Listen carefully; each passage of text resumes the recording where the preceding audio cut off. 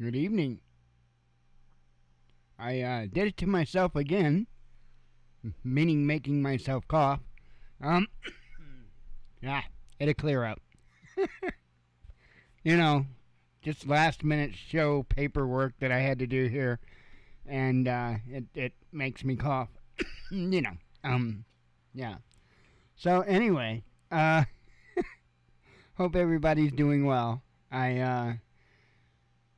Sorry, I'm running a couple of minutes behind. I remembered at the last moment that, and I hate this. This is the first world problems.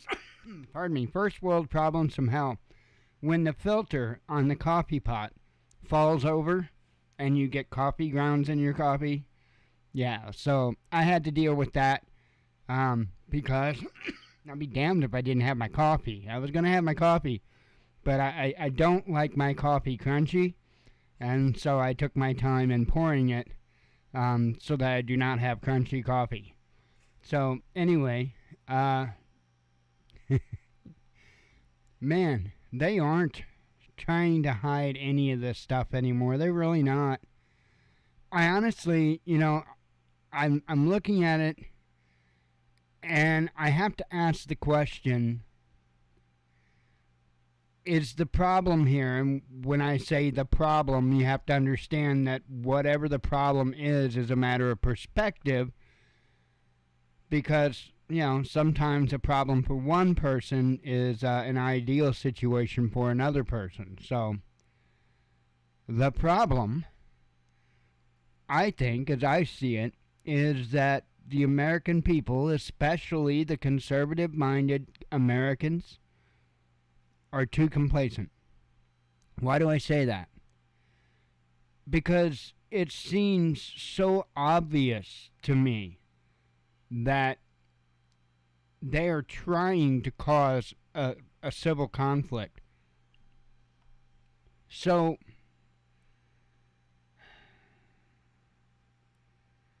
one of the most unfair things you can do is tell somebody you're going to protect them, you're going to help them. And then instead of protecting them, instead of helping them, you are prohibiting them from being able to protect themselves and allowing them to be attacked by others. Now, it may sound like I'm way far out there on some kind of weird tangent, but that is exactly what the government is doing. That is exactly what the government is doing to a number of people. Many January 6 defendants fall under this. I think their plan was that there would be many more right-wing, and just bear with me here, many more right-wing nut jobs than what they have been able to get to come up out of the woodwork. And I think that that's what their intent was. And then they were going to use the chaos caused by that violence to be able to stamp down on everybody. That's what I see that they're trying to do. I see that they are trying to get the American people to set themselves up so that they have a reason to assert complete control over the country. And then at that point, the ball is totally in their court. I don't know. I'm just trying to wargame this stuff the best I can, as far ahead as I can.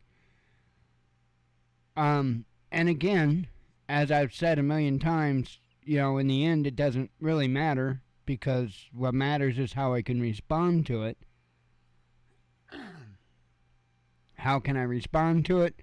Well, I can respond to it because I don't have to be a part of the system for a, fairly long period of time and still be able to have food and survive, Many people, and you know this, I'm speaking to the choir here, many people are not in that position. Probably over 90% of the country are probably not in that position. Maybe, well, when I say maybe, I'm talking about there might be 10% of the people now that are getting prepared. We may have hit that at this point.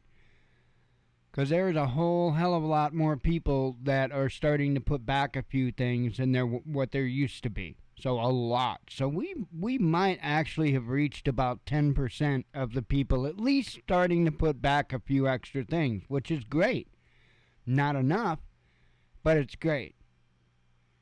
Back to the point I was making, I've seen in so many facets of our society, and especially in the legal arena, the very instance of what I was talking about was somebody, trying to protect you, but yet actually, preventing you from being able to protect yourself, which it seems like the government largely does.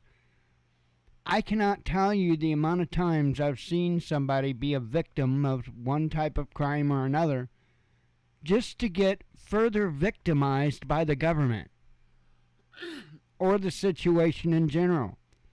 There's somebody that could have a car accident, somebody could run into them, have nothing to do with their fault at all, and it can totally screw up that person's life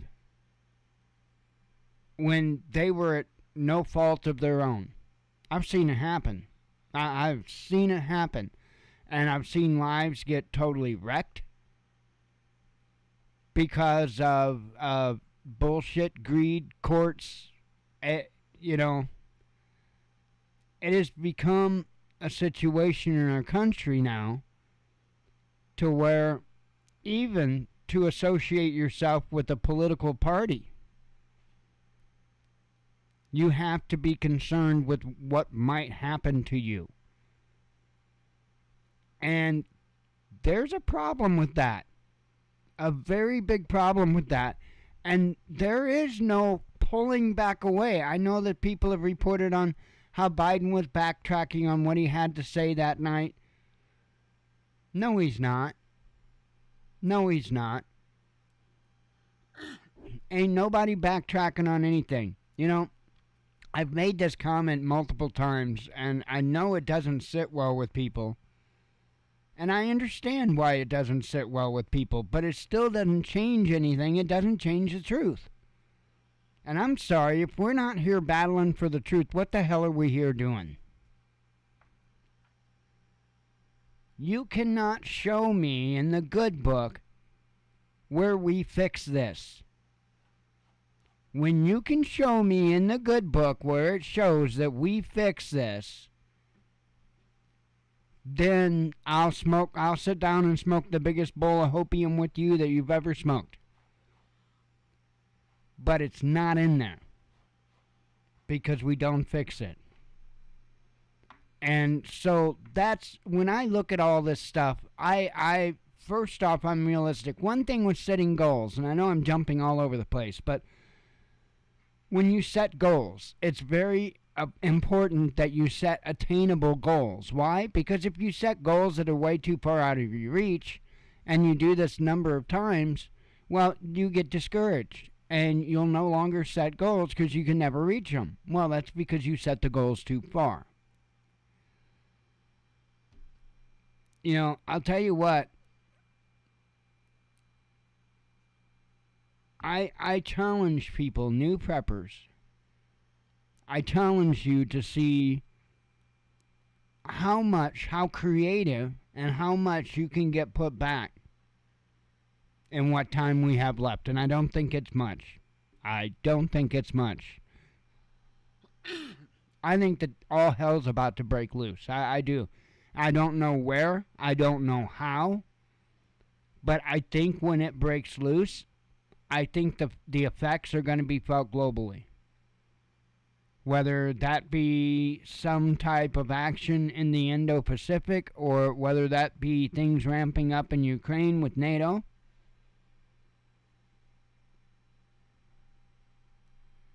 I feel it with everything in my being that things are about to go into overdrive. And I think there's a lot of individuals that feel that.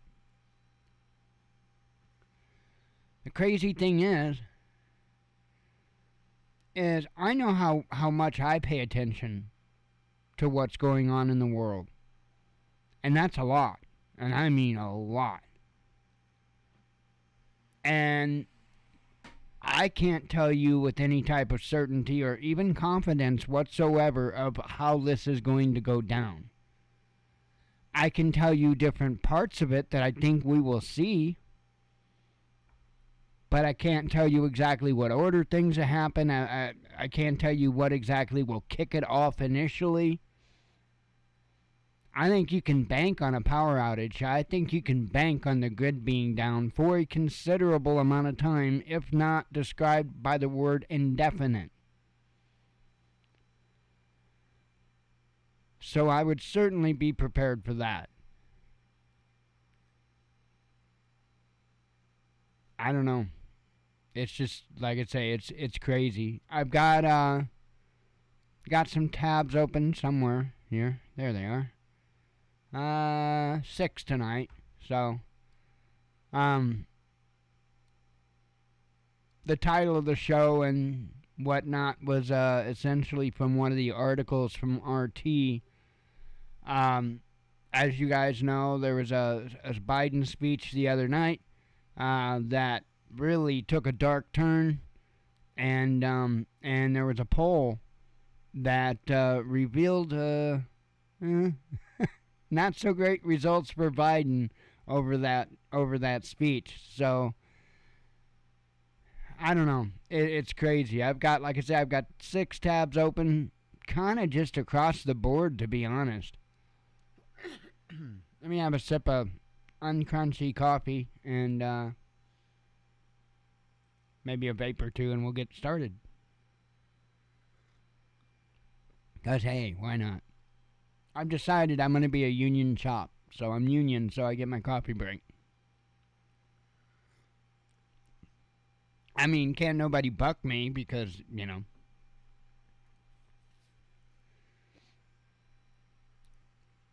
First, I'll say the first industry. Well, fast food is an industry. So, the first industrial job that I've ever had. I worked, I was a coloring machine operator. And, well, I'll tell you, I forgot where I was even going with that. Damn it. Nah, I can't remember. Highland Supply, though. Hell of a job. Went there while I was going to school. High school. Got out of school, what was it? I guess 10 minutes early? Yeah, because I got out at 2:45. And that was so I had time to run home and grab my lunch, because if I brought my lunch to school in a lunchbox, by the time school got done, you know, the ice pack would be melted and it would be useless. So anyway, I got out of school. I wasn't part of co-op or nothing, but they let me out 10 minutes early so I could run home and grab my lunch and get to work on time, because I had to be at work at 3. And got off at 11. I've told you about this job before. I didn't get any lunches, no breaks, no nothing. Straight 3 to 11. Yeah.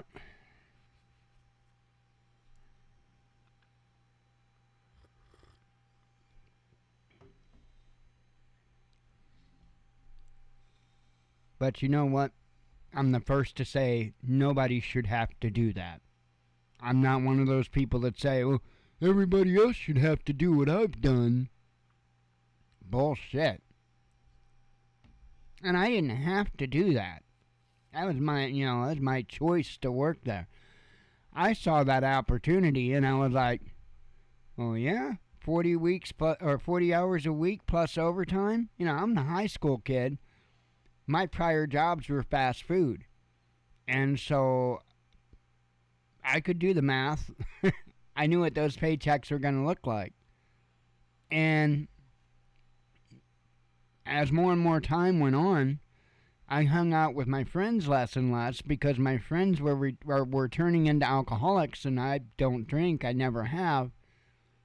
And so, I'm like, well, I'll go work, I'll go make money. And so that's what I did.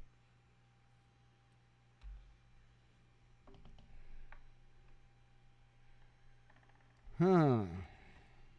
One more step. 1 second.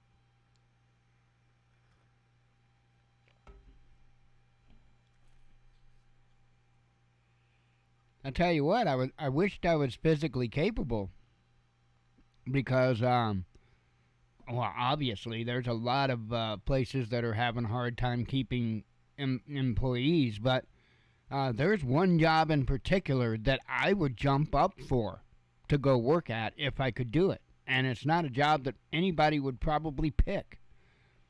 And that's they're having a hell of a time keeping trashmen.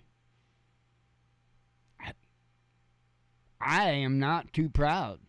You know how much they get? Usually they make pretty damn good money.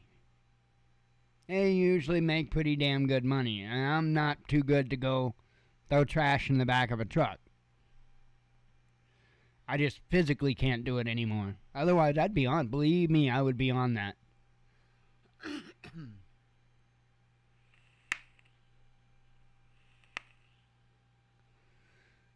As a pest control guy, and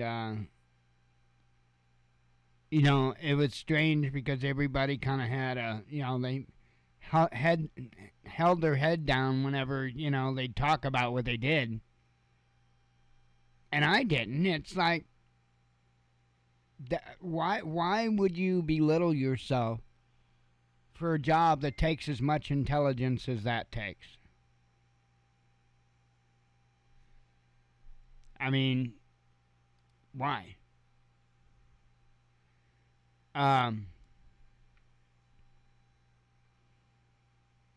Anyway.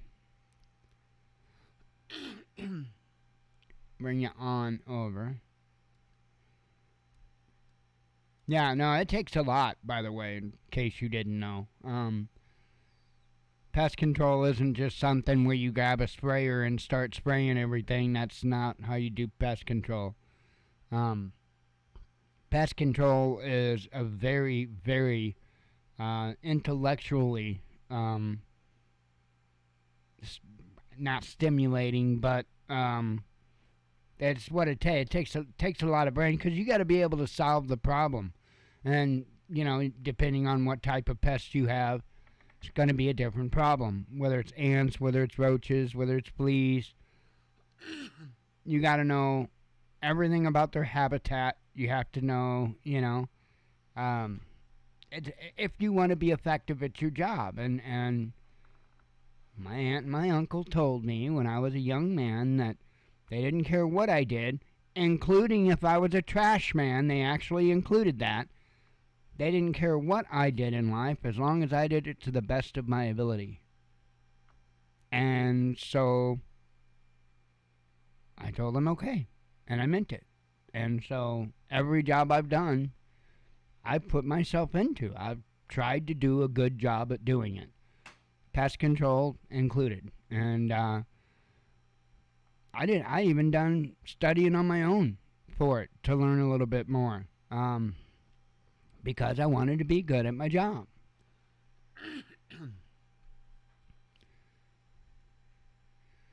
All right. Biden's speech is dangerous escalation, most Americans say, says a poll. And I know this is kind of old news at this point, but I did want to cover this. More than half of Americans believe that President Joe Biden's September 1st speech in Philadelphia was a dangerous escalation of political rhetoric designed to incite conflict in the U.S. Republicans and independents are overwhelmingly alarmed by Biden's words, and even 18% of Democrats agree, according to a poll published Tuesday by Trafalgar Group. Standing before Independence Hall in Philadelphia, Biden used Thursday's televised speech to claim that equality and democracy are under assault by MAGA Republicans led by his predecessor, Donald Trump. According to the Trafalgar survey, 56.8% of the Americans saw the speech as a dangerous escalation in rhetoric and is designed to incite conflict amongst Americans. Pardon me. While 35.5% said it was an acceptable campaign messaging that is expected in an election year. That's sad. Broken down by party affiliation, 89.1% of Republicans, 18.7% of Democrats, and 62.4% of independents considered Biden's speech dangerous and divisive. Only 4.7% of Republicans and 31.2% of independents thought it was normal, along with 70.8% of Democrats. When voters tell you they think that the prepared remarks of a sitting president of the U.S. is a dangerous escalation and was designed to incite conflict, we are living in terrifying times, said Mark Meckler of Convention of States, the group that commissioned the poll. Perhaps even more terrifying is the fact that a huge majority of Democrats think that this was just a routine election year stump speech, he added. Biden, who repeatedly promised to unify the country, has become the most divisive president in American history. That's pretty much a fact. I didn't think Obama would be able to be outdone. I really didn't. Biden did it. Whose group advocates a constitutional convention to further limit the power of U.S. government. In the speech, critics have branded the red sermon. Biden claimed the Republicans embrace anger, thrive on chaos, live not in the light of truth but in the shadow of lies, and have no respect for the Constitution, the rule of law, or the results of a free election. Actually, I think that one falls on the Democrats, to be real honest. But it is what it is. It's not that I think that Republicans respect the Constitution, but they think they're respecting the Constitution, and that is kind of where it's at, you know what I mean? The Democrats don't, they know they're not respecting it. Their intention is not to respect it. Trafalgar conducted the survey between Friday and Monday on a sample of 1,084 likely general election voters. A quarter of those surveyed were independents, while the sample skewed Democrat at 39.3 versus 35.6 for Republicans. Oh. Have another sip here.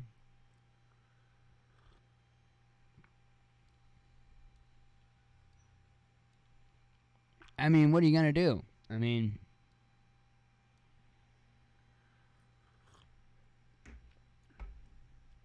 it's crazy. And you all know I'm not a huge fan of Trump or anything, but you get Trump out there and he can wave his hand and say hi, and they're going to attack him and say he was, I don't know, throwing gang signs or something. I don't know. It is absolutely mind-blowing. The things I've sat here and watched Biden openly getting away with, right? And nobody's saying a word. Like him building the wall. Where's the Democrats on that? That was such a horrid idea. That was such a bad thing to talk about when Trump was in office and when he was running. You start shipping those people into places like D.C. and Chicago, among other places, and all of a sudden, it's becoming a problem real quick, and now we need to start building the wall. So,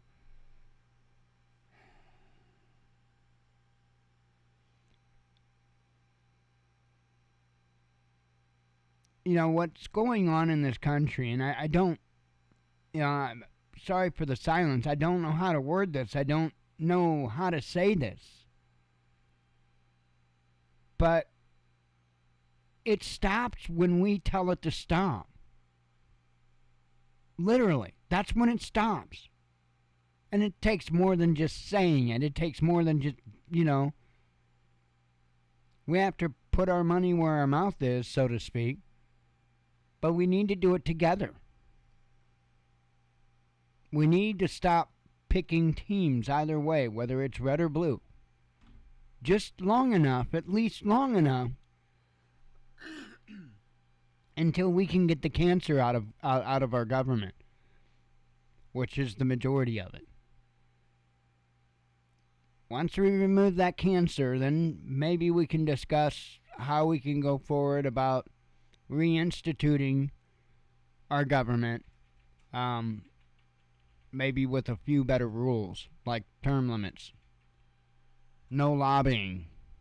That would probably be the most single thing that would fix this country, would be to actually ban lobbying, to make it bribery as it really is.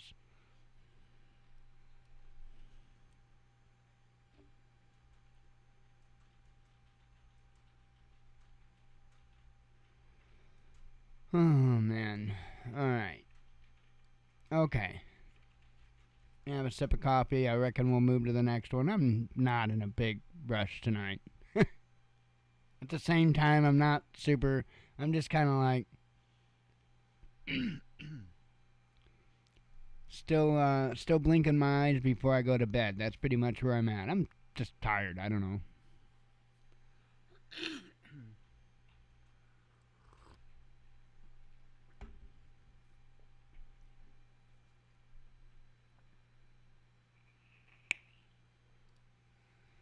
Dr. Doom predicts historic market crash in the U.S. The U.S. economy could sink into a quagmire of shrinking output, surging inflation, and soaring unemployment, renowned economist and New York University professor Nouriel Roubini warned last week during an eToro webinar. He argued that the Federal Reserve might have to double interest rates to 5% in order to curb inflation. However, such an increase would choke economic growth and would cause a spike in joblessness. Roubini stressed, moreover, raising rates could trigger a debt crisis. It's going to trigger depression, is what it's going to do. The economist also cautioned that the U.S. regulators' moves to rein in inflation could tank the economy and cause crashes across stocks, bonds, housing, credit, private equity, and other assets in bubble territory. However, if the central bank gives up on fighting inflation, price increases could spiral out of control. Stubborn inflation and the coronavirus pandemic might force the Fed to drive the U.S. economy into an even deeper recession than the one it has avoided, Roubini warned. I worry about a stagflationary debt crisis because you have the worst of the 70s in terms of supply shocks, and you have the worst of the global financial crisis because of too much debt, and that combination is dangerous, he said. If you're behind the curve, eventually the recession is going to be more severe. The loss of jobs and income and wages is going to be more severe, the economist explained, referring to the Fed's rate hikes relative to inflation. You need to be ahead of the curve. Roubini came to prominence for predicting the financial crisis of 2008 and 2009 and was dubbed Dr. Doom by Wall Street. Yeah, well, you don't have to be an economist to see the nightmare that is our current economy.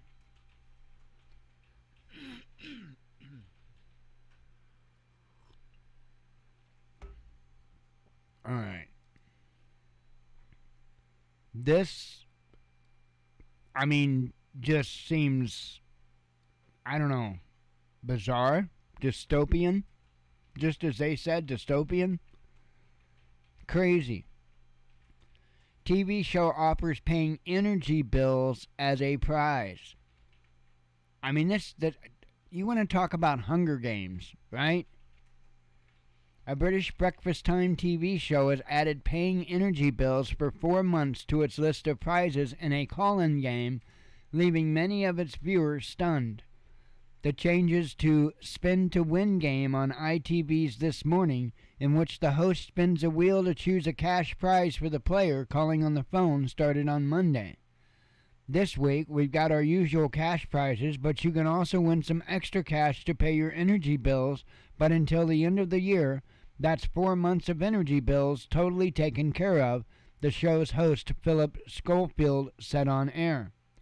His colleague, Holly Willoughby, reacted to the announcement by saying, "Wow, that's really important right now."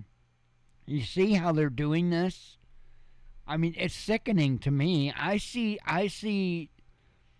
psychologically what they are doing. Don't think for a second that everything that's going on isn't scripted to the T. And I see what they're doing. It's disgusting. A viewer who called from North London was lucky to win the new prize. Having energy bills paid up until January was fantastic and a relief because his prepayment meter was absolute murder, he confessed. With wholesale gas prices going up by another 30% following Gazprom's decision to indefinitely shut down the Nord Stream 1 pipeline, some online commentators were happy for the winner and insisted that the show was really helping people. But that opinion wasn't shared universally. Many claimed that when paying energy bills becomes a prize on a TV show, it was a sign that life in the UK has turned dystopian. Turning the energy crisis into entertainment was beyond bleak, a viewer wrote, while another suggested that food vouchers and school uniforms should also be added to the wheel. Economic hurdles caused by the COVID-19 pandemic in Europe have been further exacerbated by Western sanctions imposed on Moscow over the conflict in Ukraine and the subsequent drop in the Russian natural gas supplies to the EU. Despite not being directly dependent on Russia for energy, the UK is still suffering from the soaring prices on the global market.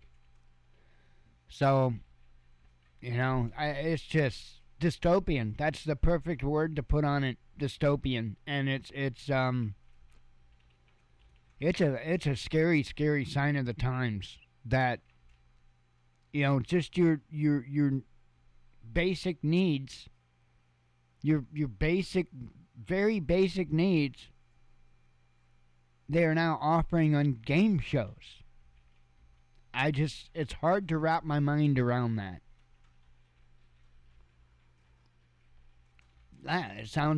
To me, it sounds like Hunger Games. Now, mind you, I say that. You have to understand, I have not seen Hunger Games, okay? So, please understand that. I know really nothing. I know what the name of the show sounds like. That's as much as I know about Hunger Games. Never seen it, not interested in seeing it.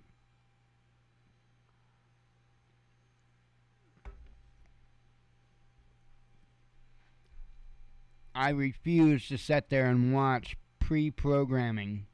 Not gonna do it. I did break down after a number of years and watch the Walking Dead series. It was okay. It was okay. I couldn't really understand how it got so many people following it, like with cult ship like following, you know what I mean? Because it was way off. Way off. I mean, even going beyond this whole zombie thing. I mean, but who's mowing the grass? That's what I want to know. On The Walking Dead, I want to know who's mowing the grass, because they're doing a wonderful job at keeping the grass at bay. Just saying.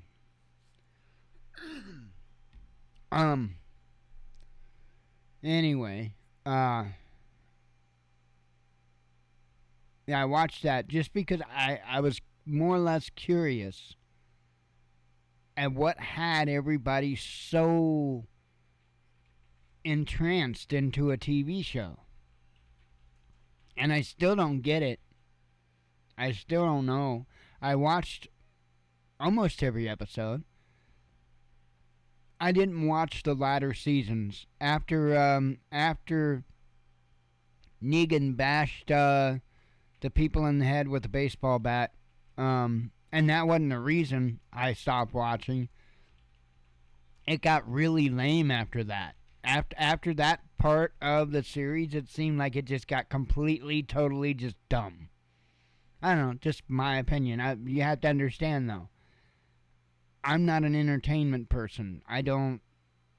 We watched a movie today, which was actually a pretty good movie. I'd never heard of it before in my life. It came out in 1993. It's got what's that guy's name?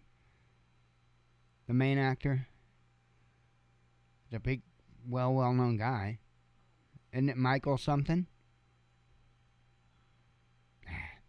The movie's called Falling Down, is the name of the movie. And never heard of it before or anything else. And I came across it was like Michael Douglas, yeah.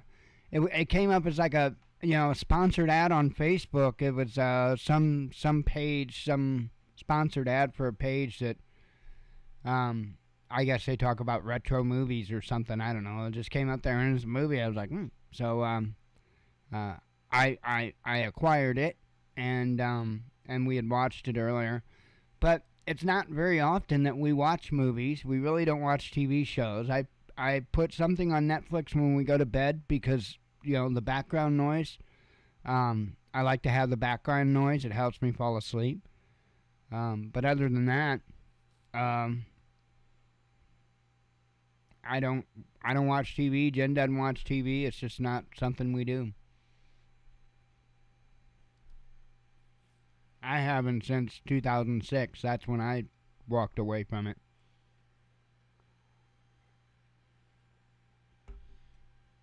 When reality TV became a thing, I said nope.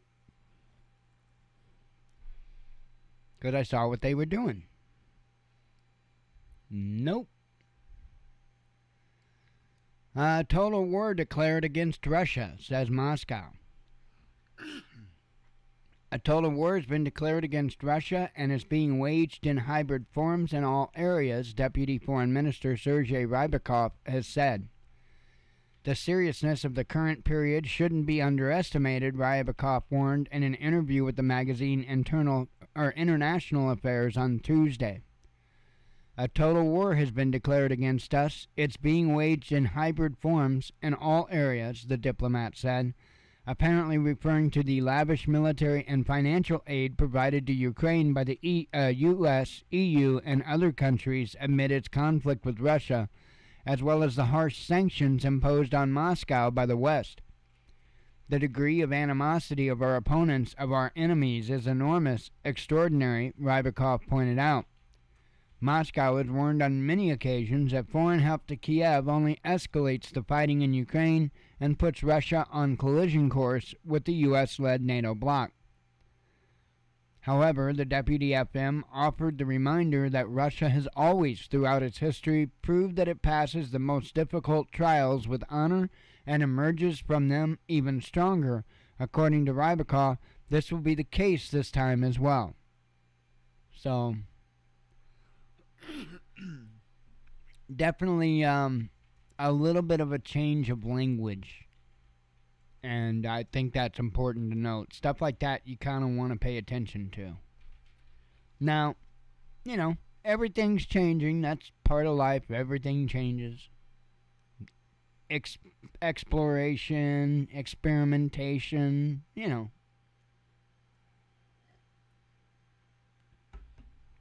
Sometimes we pick good things. Sometimes we pick bad things. Sometimes we just pick things like this. ISIS is now experimenting with NFTs, says Wall Street Journal. You have to be kidding me. Let me guess. Next, they're going to have their own crypto coin? The ISIS coin? Are you serious? I sound like Paul Begley now, I know.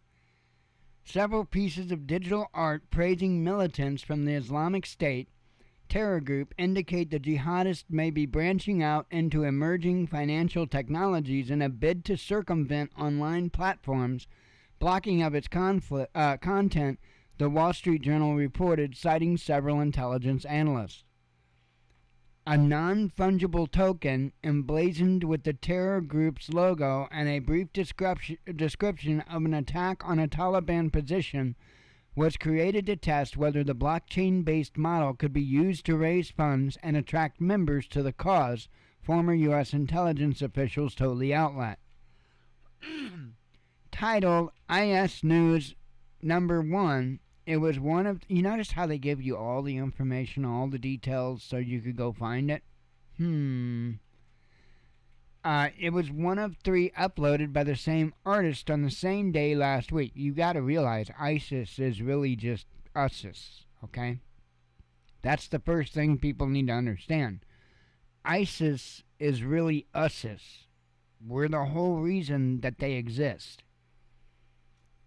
The other 2 depict a man in full gas mask apparently manufacturing explosives, and a comparison shot showing a cigarette next to a traditional toothbrush to discourage smoking, a crime under Islamic State rule.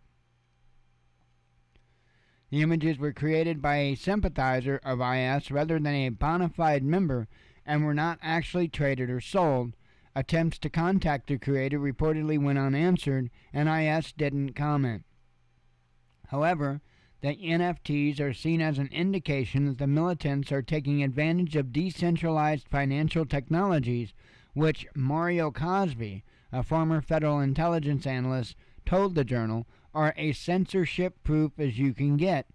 The newspaper notes, however, that many social media sites and marketplaces that sell them take down links to offensive NFTs, and their potential for going viral is thus very low.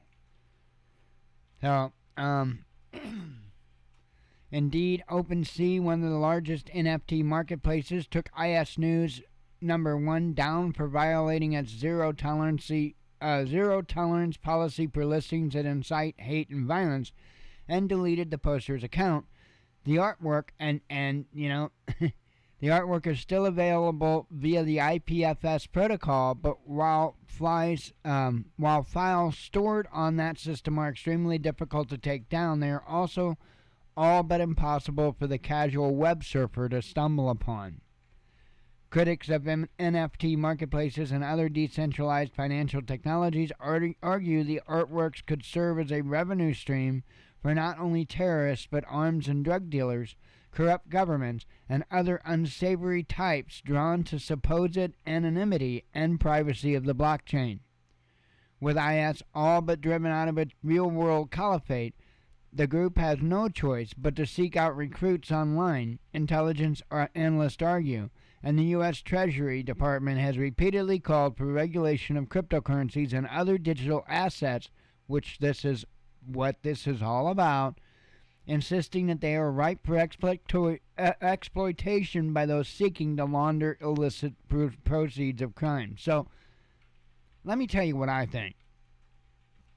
I think the U.S. government, one of its agencies, is posing as ISIS and created an NFT, and I think that they're using it not only to entrap possible sympathizers, but also so that they can demonize blockchain monetary technology, things like Bitcoin and whatnot. It's a win. If they can do that, it's a win-win-win. Look at how they work. It's how they work. Problem, reaction, solution. Every time.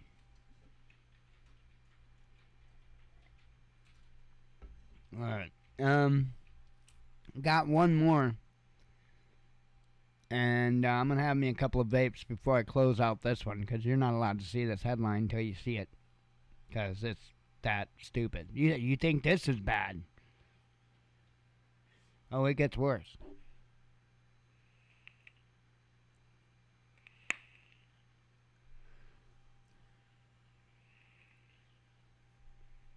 It is actually kind of... I find it funny. Pardon me for that. It is what it is. Vegan restaurant to serve meat amid crisis. I just find this astonishing because you've got the availability and the price of meat just astronomical right now. And I'm speaking here in the U.S. anyway. And, well, I guess you go over to England, and apparently there's more meat than vegetables, so kind of interesting. The Mango Tree, a vegan eatery in Taunton, Somerset, has announced it will be reinventing itself with a meat-inclusive menu following brief renovations, citing the prohibitively high costs of doing business as a purely vegan restaurant in a notice posted after it closed its doors on Saturday. Well, here's the thing. It is kind of a small group of people. There's really not that many vegans. And so anytime you run a niche restaurant, you have to understand that. And with the times becoming increasingly hard, not only for businesses but individuals as well, they're probably going to see a large decrease in customers. And so I understand why they may have to open their menu up if they have any chance of surviving. Same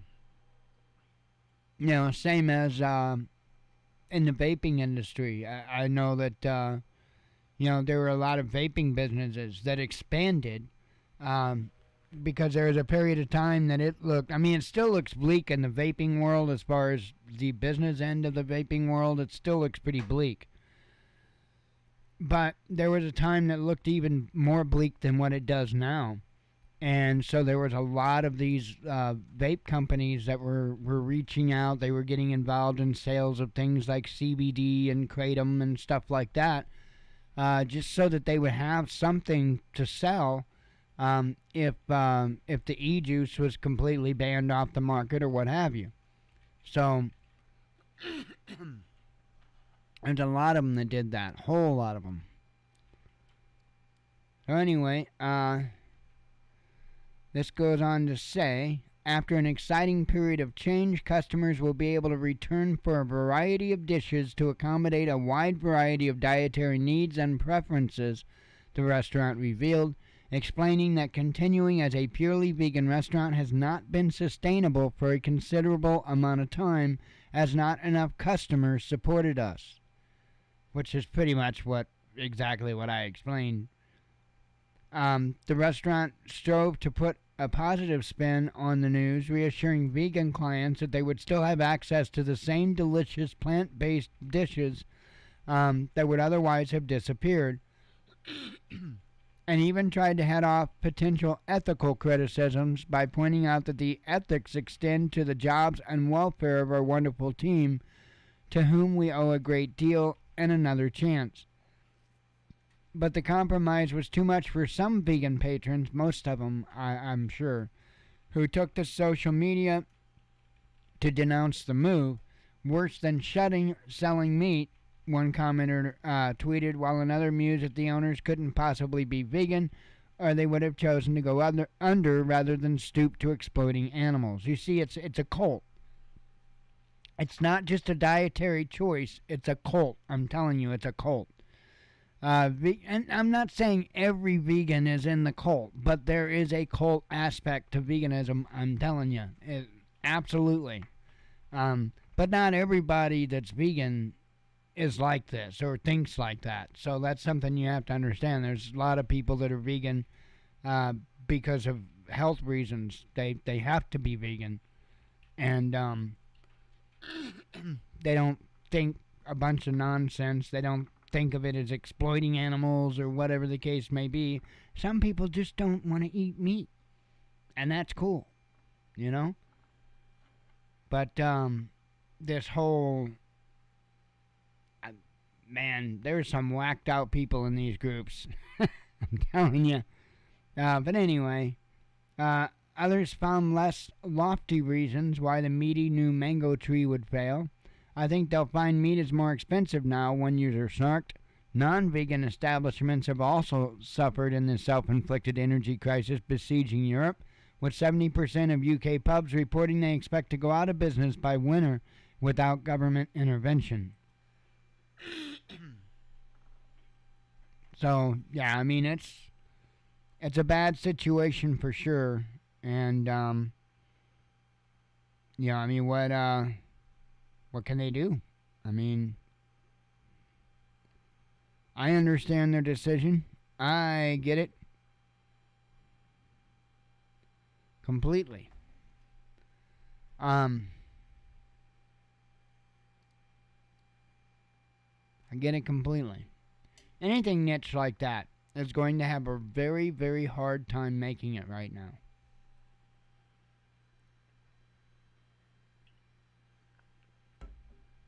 You're going to see a lot of small shops close their doors. I'm interested to see. There's a new store here in town, and I haven't been there or anything like that. But it's a I don't know, like a tobacco. They sell tobacco there. They do sell pipes. They sell, they can't sell weed there because you have to have a special permit to sell it. But they do sell CBD. They sell the Delta 8 stuff and all of that. And I'm interested to see, considering the type of business that it is, they sell vape stuff too. I'm just kind of interested to see how well they do. And, of course, that's going to be, relative to a lot of things, how they treat their customers, their prices, and the whole 9 yards. But just overall, I'm interested to see how well they do. You have to understand that there are certain markets that will absolute be the last to be hit. And markets like that are those that involve vices like, alcohol, tobacco, and even entertainment, sports, gambling, stuff like that. Those are the last markets that take a huge downfall when there's financial turmoil. And when you see that happen, oh, it's ugly. When you see alcohol sales drop, when you see, well, you're not going to see the drug sales drop, but when you see that type of stuff just fall, yeah, you're in a bad, bad situation. And I think we're going to see that this time around. I really do think we're going to see that. In fact, I don't know really if we're very far from that.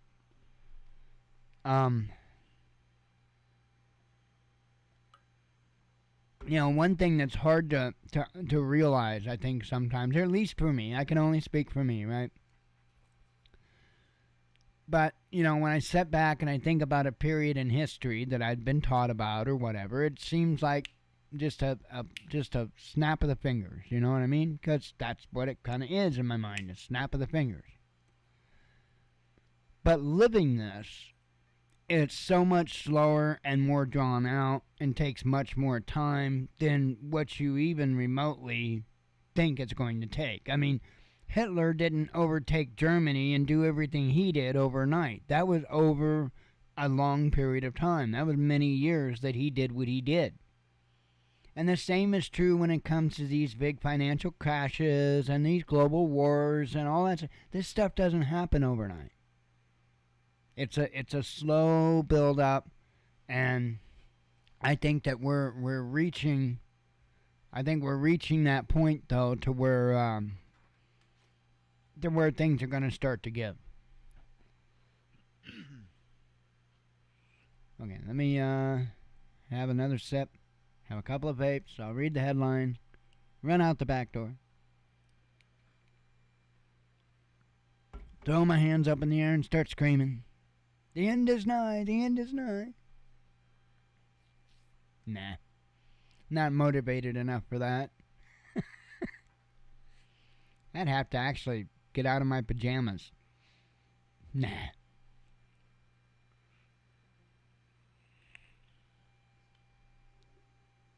If they go to cryptocurrency, the drug users,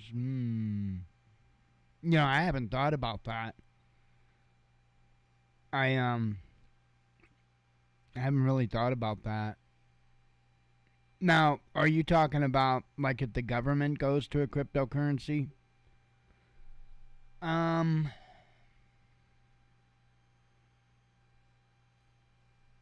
they aren't going to go away, that's for sure.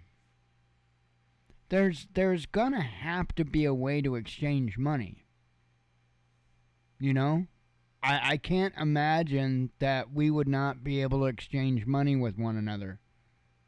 There's going to have to be a way that I could give you $15 for that tent you're selling at the yard sale or whatever. Um, so there's always going to be a way that we're going to be able to give each other money. I think the difference is the tracking of it. Um,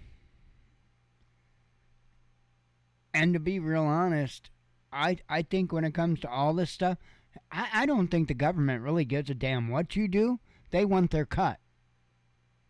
And I think that's the largest part of any of it. They want their cut. And I think that is largely why they want to do this crypto. Go to this crypto-based currency. It's because then every cent that goes in and out of that account is accounted for. There is no cash. There is no working outside of that. But that's going to be tricky, because if you were a drug dealer, it would be pretty obvious pretty fast what you were doing. That could be, I don't know. I would think that for the most part, I would think that people are going to have to come up with a different form of payment. You know? It's either that or, look at how, do I want to say the name of the site?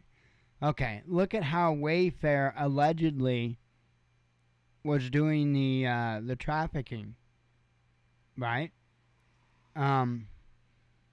Those are just really, really, really expensive cabinets or desks or whatever the hell, right? I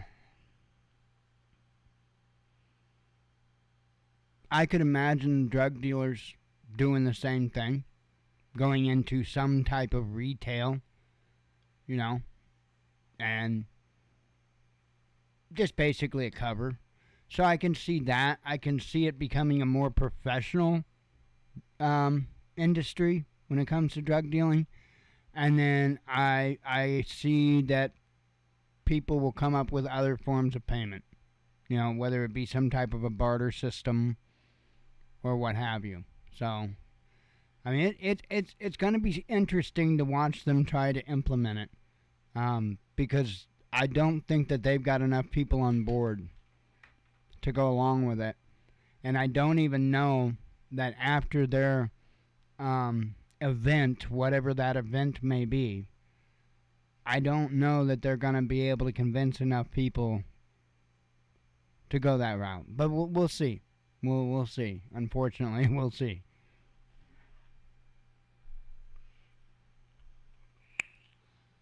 All right, let's run through some headlines. Russia outlines its position on crypto. Nicaragua may join Russian payment system. Let's see. Covered that. Putin visits major international war games. TV show offers paying energy. Oh, I covered that one. Biden opposes designating Russia as state sponsor of terrorism. I found that headline interesting. Kremlin comments on Trump's victory. Caliber missile hits a ship during they did large-scale drills. Russia, that is. Moscow reveals conditions for Putin-Zelensky talks. Scandal-plagued Boris Johnson hits out at Russia.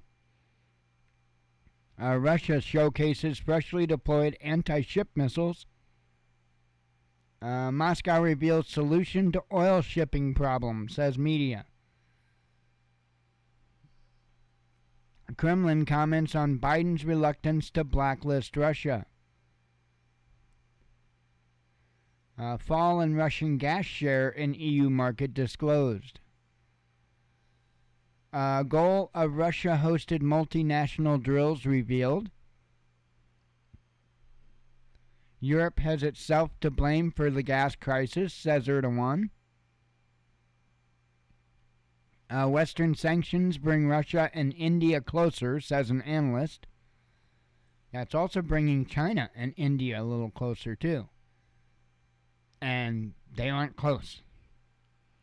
Turks urged to use EU gas crisis for own benefit. U.S. shares blame and ruin ties with Russia, says Clinton's defense secretary. Japan upset with Russia over Kurils. Kremlin says when Putin could visit Donbass. Liz Truss officially becomes new UK PM. BRICS growing stronger and challenging West, a professor tells RT. Sanctioned Russian bank bypasses SWIFT. A European Commission backs harsher visa rules for Russians.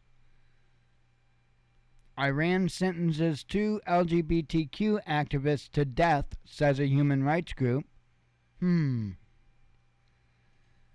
Water supply to Zaporozhye nuclear site contaminated, says authorities. Wikipedia locks Liz Truss page after prank. Her picture was changed on the page. It was kind of funny. Bats not to blame for COVID-19, says a study. Didn't a lot of people get in trouble for saying that a couple of years ago? Washington trying to derail relations between Russia and China, says an analyst. UN team issues report on shelled nuclear site. Pelosi eyes another post in case Democrats lose, says Fox. Moscow accuses West of breaking grain deal pledge. Dollar's fate in Russia revealed. Polar bear with gunshot wounds arrives in Moscow. Germany explains why it's against a full Russian gas embargo. Because they need gas? Biden's speech is... covered that. U.S. will make attack on Taiwan really hard for China, says an Air Force general. Turkey's patience is wearing thin, says Erdogan. Israel carries out new attack on Aleppo airport, says Syrian media. Military governor killed in blast in southeastern Ukraine. And Russia comments on IAEA nuclear plant report. And that's it. That is it. But that's enough. Telling you, it's not getting better. And I don't expect it to. I really don't. I'm not trying to be a doom and gloomer. I'm just trying to be honest.